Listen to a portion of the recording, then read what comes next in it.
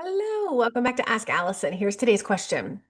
Do you have any advice or research suggestions for switching your niche? So before I answer this, I would love to thank Therapy Notes for sponsoring Ask Allison. I've talked about them for years and know their features by heart, but here's what truly sets them apart. First, they genuinely care about your experience. It's not just about troubleshooting. They actively implement user-suggested features like therapy search, secure messaging, a smooth super build process, and their AI feature, Therapy Fuel. Everyone at Therapy Notes believes in the product and wants you to love it too. Plus, they're independently owned, which means no venture capital and no pressure to prioritize investors over customers. This independence allows them to keep prices fair, focus on innovation, and prioritize customer experience. With over 100,000 therapists already on board, they've proven you don't have to compromise success for quality. If you're ready to see for yourself, try Therapy Notes free for 2 months with code ABUNDANT at therapynotes.com. Okay, this is such a good one because switching your niche can feel both really exciting and really terrifying at the same time. I know because I'm in the midst right now. Maybe you've outgrown the clients you used to love working with. Maybe you've discovered a passion you didn't realize was going to be so strong, or maybe you just realized your current niche isn't sustaining you for your energy anymore. Whatever the reason, I want to start by normalizing this. It is so common to change niches during the life of a practice. You're not flaky, you're not doing it wrong, you're just evolving. All right. Let's start with number one. Start with why. Before you even look at resources, I want you to pause and get really clear on why you want to make this change. Are you burned out with your current population? Have your clinical interests shifted? Did you find something that lights you up more?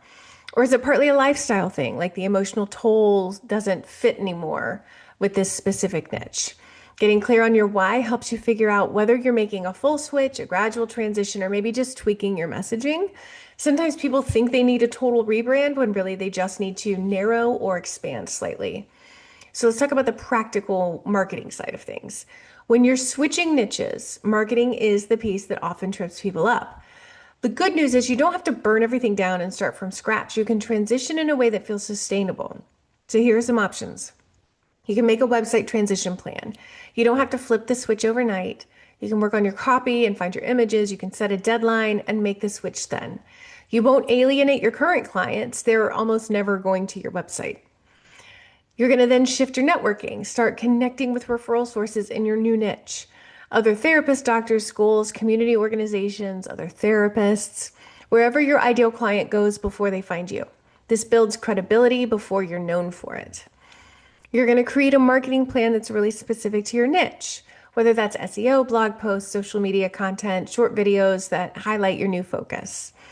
One mistake people make is announcing the switch before they've thought about creating that new niche foundation.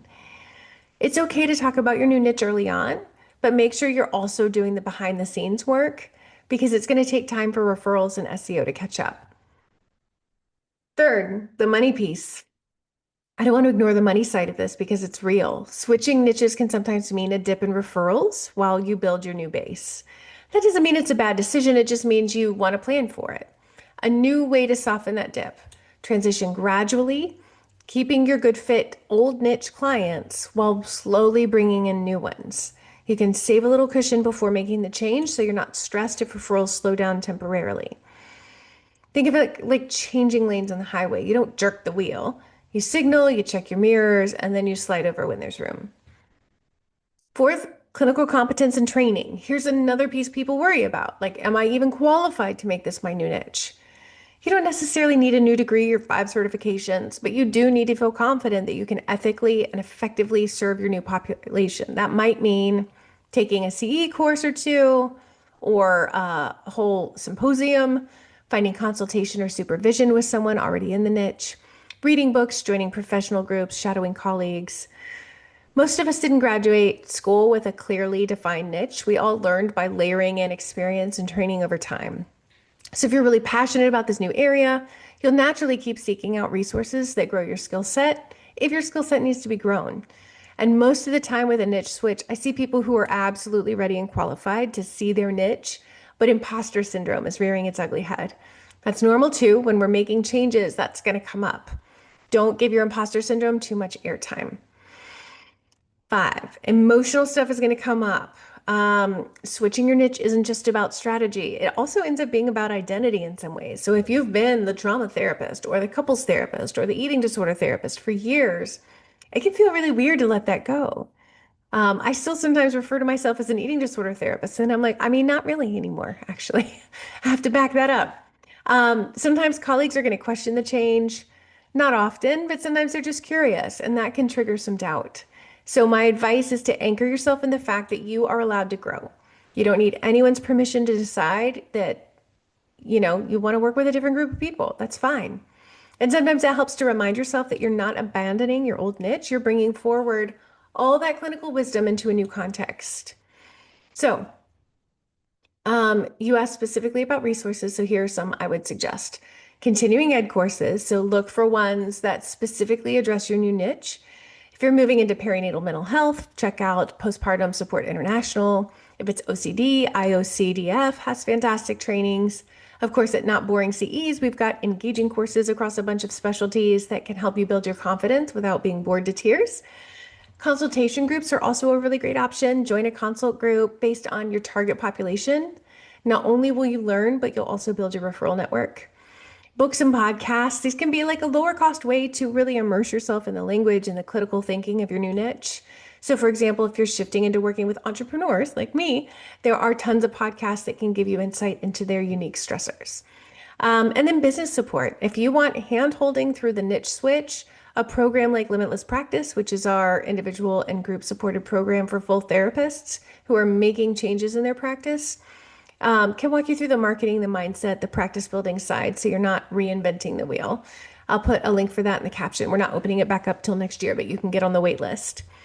And then there's timeline expectations. This part's really important. Give yourself some time. It usually takes 3 to 6 months for a niche switch to feel stable. That doesn't mean you won't get clients sooner, just that it takes some time to trust that they're going to keep coming. And it may take more time to feel like you've fully transitioned from your old niche to your new niche reputation wise. You're still probably going to be seeing your old clients as well. But there's this, again, that identity shift that needs to happen. So if you're 3 months in and you're panicking, that doesn't mean you made the wrong choice. It just means you're in the messy middle while you're building this momentum.